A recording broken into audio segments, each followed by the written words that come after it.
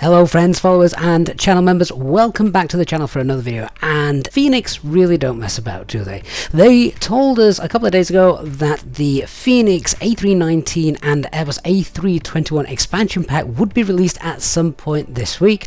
Well, it turns out it's now out. Available, yes, first day of the week. You can head to their website and purchase this add-on pack, which is priced at $39.99.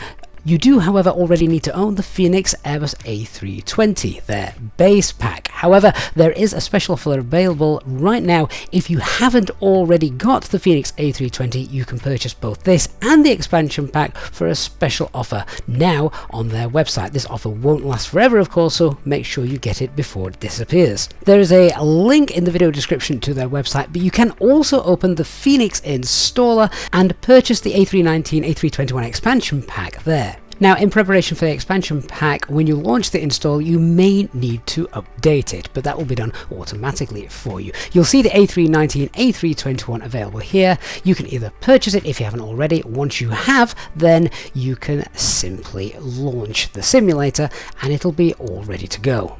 The Livery Manager 2 has also been updated, so now of course we've got liveries for the 319, the A320 and the A321. 450 of them at the moment, with more being added all of the time. For those interested, you'll see the drop down menu over the wings. We've got the wingtip fence currently available, with sharkless and no wingtip fence coming in the future. This will be a free update. Once you've selected the liveries you want, you'll be able to run Microsoft Flight Simulator, and there you'll see the 319, 320 of course, and the 321s, both CFM and IAE engine variants. Now, of course, most people who fly the Fenix aircraft also use SimBrief, so you are going to require SimBrief profiles for each of these aircraft that you wish to fly. There are links to the SimBrief profiles for these new releases in the video description down below. These have been created by the Fenix dev team, so thank you to them for doing this, and I've just linked them there courtesy of the Fenix team so that everyone will be able to click on those and add them to their SimBrief hangar. Now, in terms of overall differences between the three different variants, to be honest, there isn't very much, and that's exactly the way Airbus designed it, so that a pilot who holds an A320 type rating can also fly the 319 and 321 without further certification, although some airlines do impose some restrictions on new cadets flying the A321. Now, what I don't want to do is talk about how good the model looks or how brilliant the team have rendered all of the systems that go into the A319, A321, because Fenix now have got a fantastic track record. We know how realistic it is. Every little nuance of all three aircrafts have been faithfully recreated for Microsoft Flight Simulator. What we are going to have a little look at, though, are some of the differences and things you will need to think about when flying different variants.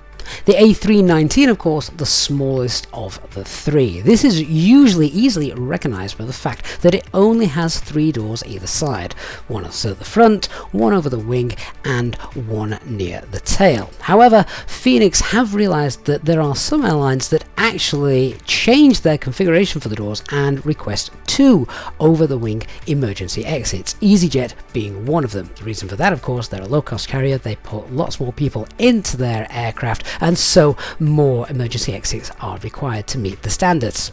So Fenix have indeed replicated this. If you're flying the EasyJet livery downloaded from the Livery Manager, you'll see that their little A319 is, as per real life, complete with two over-the-wing emergency exits. The great thing about this is it's not just a livery thing that they've done to make it look correct, but you actually see all of the differences on the ECAM door pages. The interior cabin, of course, also reflects this, so once again, nicely done and highly realistic from the Fenix team.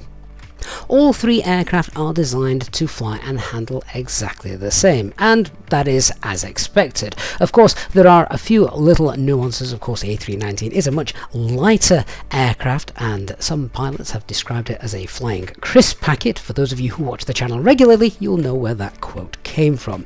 But the 319, one of the things that you have to really think about is, are you actually able to take all the fuel that you require for your flight? Now, lots of people got in touch with me after my last video saying, well, the A319 has a much longer range than the A320. Well, yes, it might do, but that is if you throw every last bit of fuel on board that you can. The problem with doing this, of course, means that suddenly you're then going to be landing above your maximum landing weight. The structural maximum landing weight of the Airbus A319 is only 62.5 tons. No good throwing all that extra fuel on ready to divert, etc., if by the time you get to your destination you're still weighing 65 tons. No one's going to be happy with you after that decision. You'll normally usually be flying the A319 to smaller airports, which usually means a smaller runway. Therefore, it's quite important to do a landing dispatch calculation. Can you stop on the runway with the weight that you plan to land at, and is the weight that you're going to be landing at less than your structural maximum landing weight? So then, moving on to the Airbus A321, obviously the bigger of the three variants. Now, many of you will already know that the biggest threat with this aircraft is the tail strike. It is a long aircraft, which means over rotation or over flaring, you risk scraping your bum on the ground.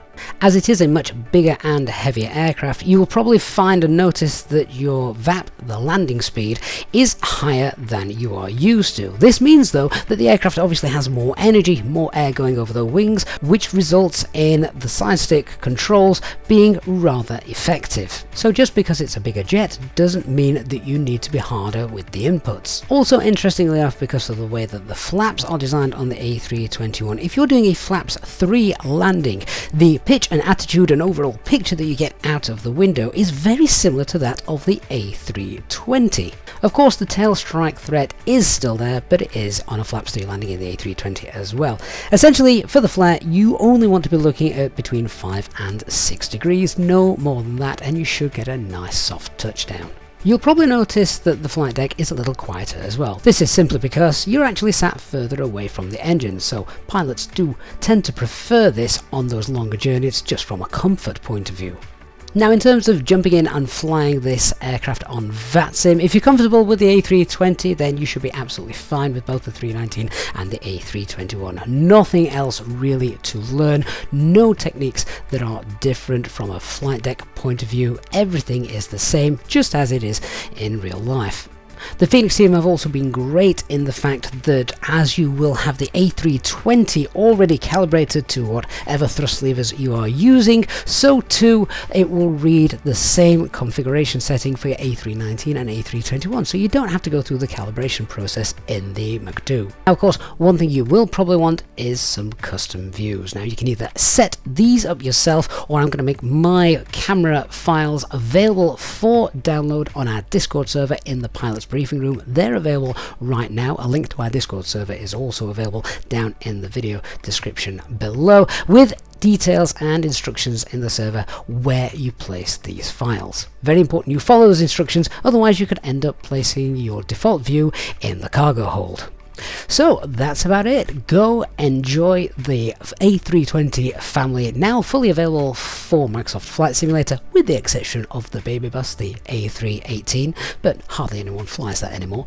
Let me know in the comments down below what you think of the two new variants, or if you are purchasing the Fenix A320 family for the very first time, let me know your thoughts once you've had a good chance to explore the wonderful world of the Airbus A320. Huge thanks to the Fenix team for putting so much work into this. It is by far my favourite add-on for Microsoft Flight Simulator, and I look forward to showcasing all of these different variants for you on stream shortly. So make sure, if you're not already a subscriber, that you hit that subscribe button and turn on that notification bell. If you've liked this video as well, then please don't forget to hit that like button too. Thank you so much for watching. Remember, we've got our partnerships with Contrail, giving you a 10% discount code on everything you purchase from them, one-time use only per account, so spend it wisely. And also, if you're looking for some great new airports to fly to with wonderful scenery, then check out our other partner, Inibills, link in the video description down below.